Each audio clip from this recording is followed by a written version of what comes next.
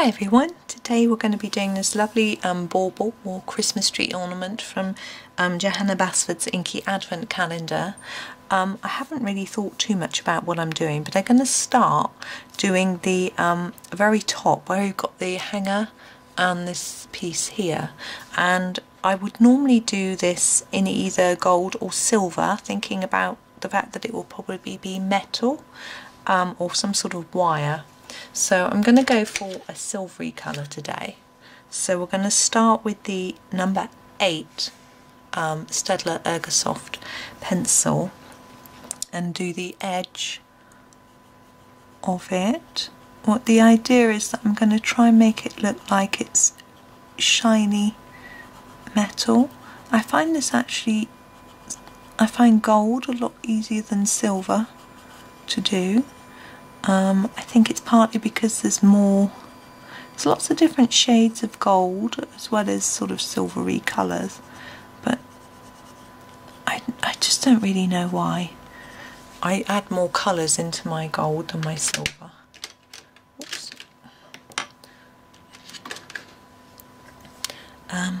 Then we're going to use number 80.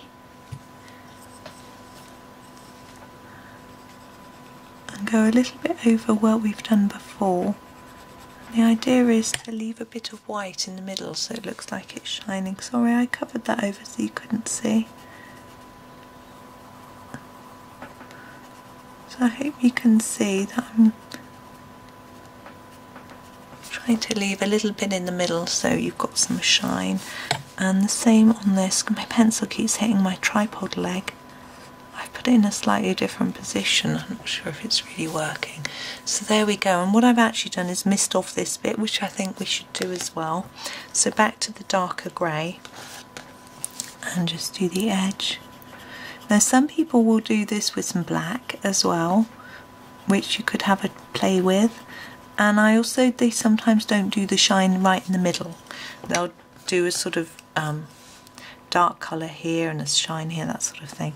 And there are lots of complex ways to do it, but I just thought I would try and keep it nice and simple for me to make it easier. So there we go. I just noticed a white bit there.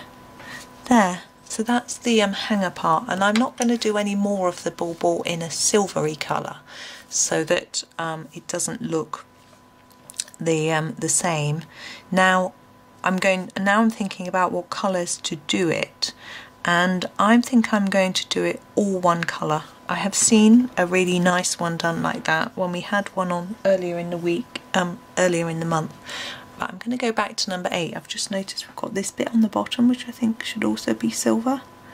So I'm going to actually do the bauble all one colour and see how we can get that to work. It'll just be a little bit different. But which colour? I'm thinking, there we go. It's a little bit more silver. I can't see that on my screen. There we go. Yeah. Oh, sorry. Move the camera. Okay, so red is always a nice Christmassy colour. But could we try something different? What about green? Let's do a green. Let's go with number 5. Here you go. And firstly I'm just going to go over the whole thing in a gentle green. Now we're going to try and get some shine on it like we did with the silver, so we want a darker edge than middle, but I'm going to start off with this and I'm going to go right over the whole thing in the same colour. Now I might decide to do some sparkly bits later on some of the details that Johanna's got on here to make it look nicer, but we'll just see how it turns out really. I'm very poor at imagining what something's going to look like, even coming up with an idea prior to starting to colouring I just find tricky. So I just find it much easier for me to just go for it. Okay, I've got a basic colour down, it's not very even, but we're going to now darken it up. So I want the edges to be dark and the top. So basically the shine's going to go down the middle here, okay, as it has with this, so it's consistent, so it looks like the light is shining directly onto the bauble. Also it helps to give it a feeling of the fact that it's spherical and not just flat if it's darker around the edge. Now I might feel that the green isn't giving me enough dark, so I might add a black or a grey later, but I'm just going to get the green layers down and then have a think.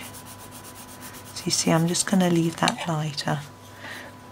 That bit isn't blended in very well, so I'm just going to have a go at doing that. And then around here, now I want it some dark around the bottom, but no colour came out of my pencil. There we go, that's better. And I find if you're finding that your pencil isn't, sorry, my tripod leg's getting in the way.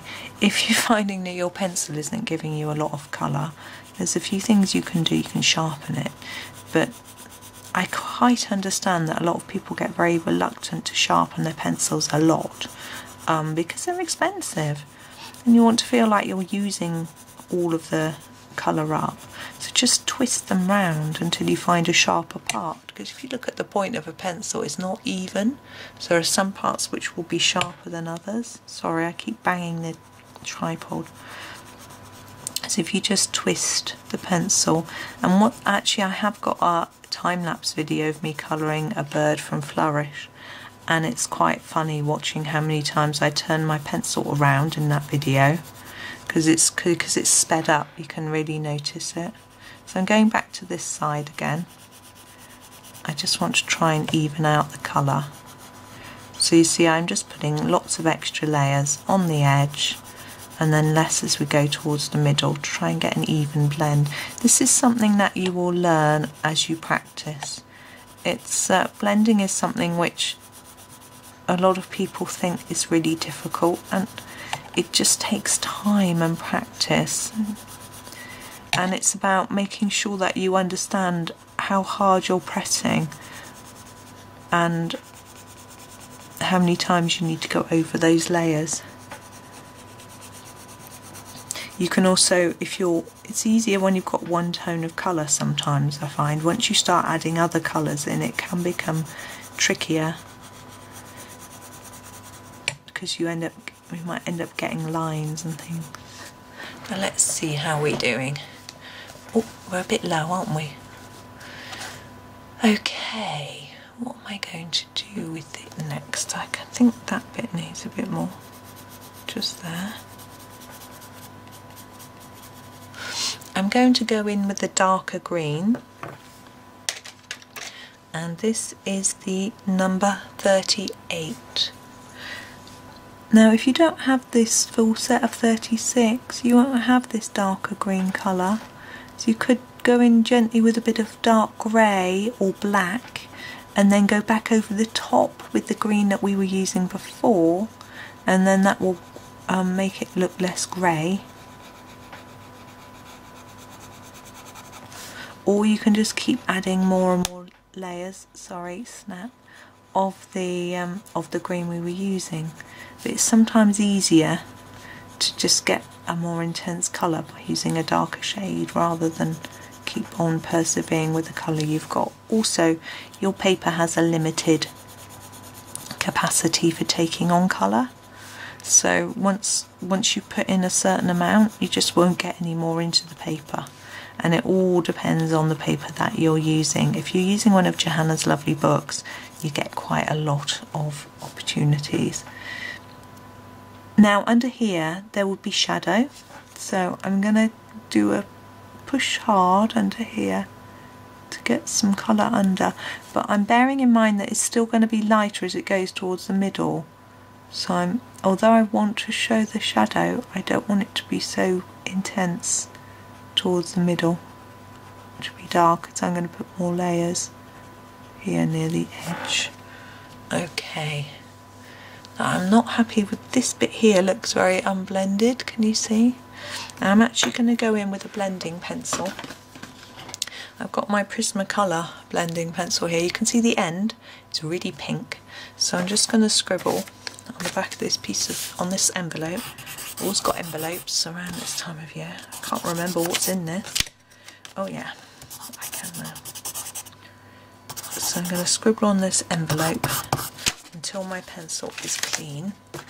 Pop that away because I need it. And then I'm going to, it's not very sharp, I'm going to sharpen it as well. I'm just going to use my Staedtler Noris sharpener for this until we get a bit more of a point. That's probably a bit too pointy, but anyway. And then I'm going to start on the edge and then take the colour tool, as I said it's a bit too pointy, towards the centre.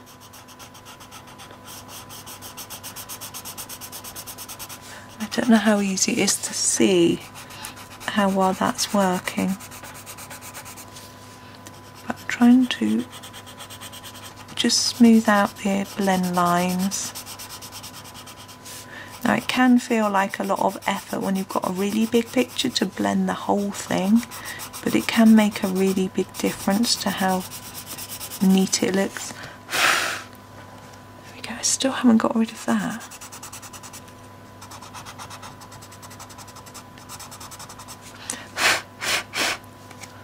There we go, that's better. So there we are with that one. Now, what I want to do is to make it look like it is shining. Now, this is quite, this more shiny than it is already. So I'm going to use my jelly roll and I'm going to put some marks around the edge as if it's catching the light.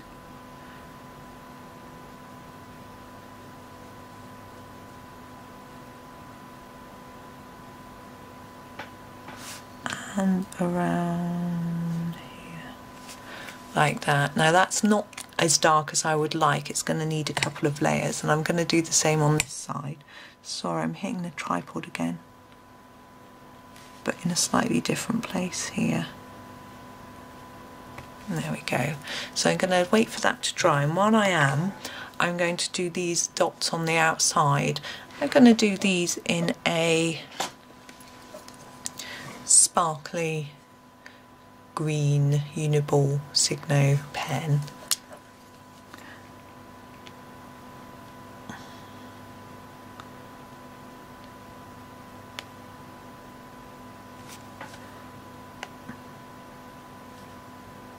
I think it's nice to have a little bit of glittery sparkle, but what I need to do is when I go back over that white, I need to be absolutely sure that I don't smudge my hand into that sparkly glitter pen.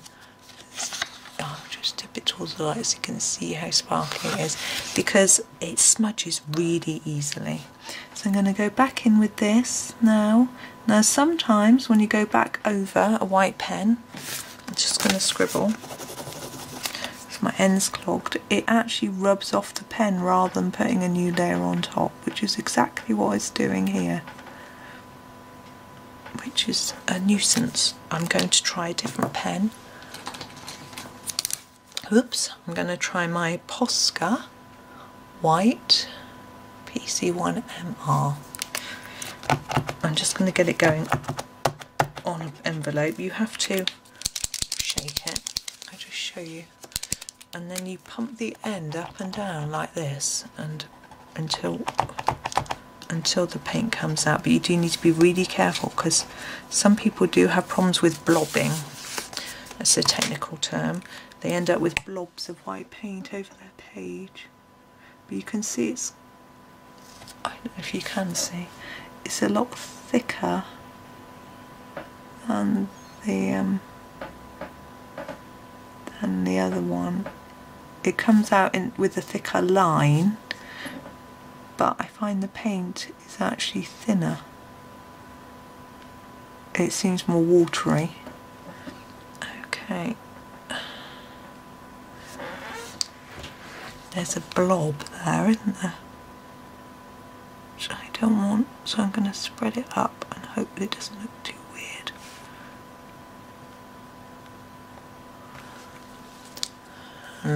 I don't like that angle of that one. Do you see how that's here it's angled in. It should follow the shape of the bauble.